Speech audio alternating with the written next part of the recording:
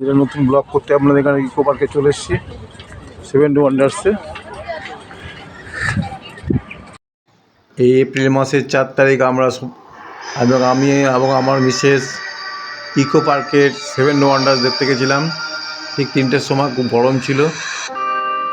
7টা ওয়ান্ডার্সে আমরা দেখেছি তাজমহল, চীনের প্রাচীর, পিরামিড, কলোসিয়াম, এগুলো দেখা হয়েছে। কিন্তু আজকে আমি পিরামিডটা তুলে ধরছি, কারণ 7টা দেখাতে গেলে ভিডিওটা অনেক লম্বা হয়ে যাবে, লেন্থি হয়ে যাবে।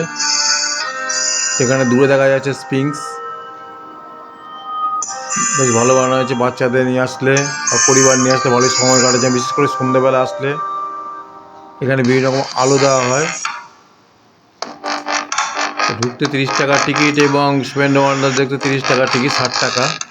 30 টাকা টিকিটে পুরোটা আপনারা দেখতে পাবেন, পার্কটা।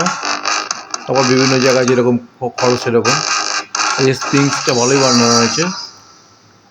তো আমরা যাবো এবার পিরামিডের ভেতরে। মিসেস ঘুরে বেড়াচ্ছে ছাতা মাথায় দিয়ে, কারণ গরম, প্রচণ্ড রোদ। দূরে আমরা যাচ্ছি এখন পিরামিডের ভেতরে।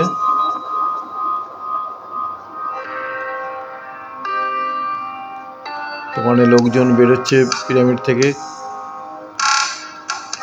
এই গরমেও লোক দেখতে আসছিলেন। তো এখানে পার্কিংয়ের খুব বড় জায়গা আছে, কোনো অসুবিধা হবে না। পার্কিংয়ে 50 টাকা করে টিকিট হবে। তো পিরামিডের ভেতরে ঢুকছি।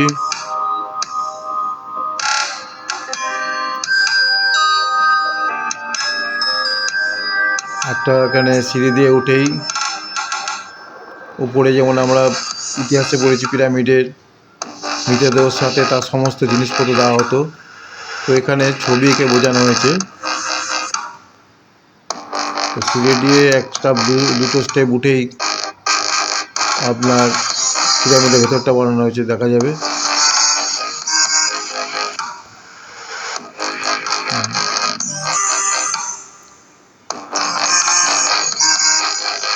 এই দেখা যাচ্ছে বিভিন্ন ছবি আঁকা হয়েছে। মিশরে যেমন পিরামিডের ভেতরে মমির সাথে ছবি আঁকা হতো, ছবি থাকতো বা জিনিসপত্র থাকতো, তবে এখানে ছবি এঁকে বোঝানো হয়েছে সব। এখানে একটা পুতুলের মমি বানানো হয়েছে, খুব সুন্দর কাঁচের দিয়ে তোমার ঢাকা আছে।